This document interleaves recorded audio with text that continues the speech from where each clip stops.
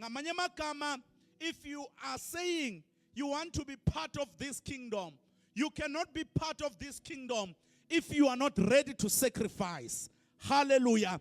You need to sacrifice your body, because the problem that we are facing is not the issue of the heart. Hallelujah.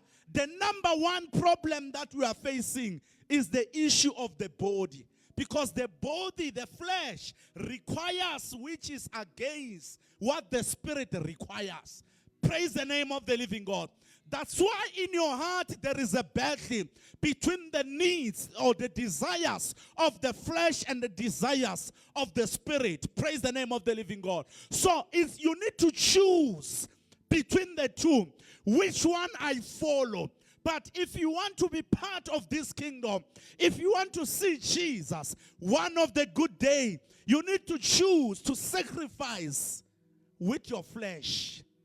Hallelujah. Sacrifice your fleshly desire.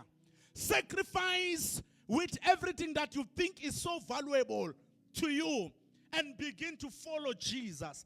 I remember, I don't know which is that church, they've written in one of their slogans, they said, I've decided to follow Jesus. Praise the name of the living God.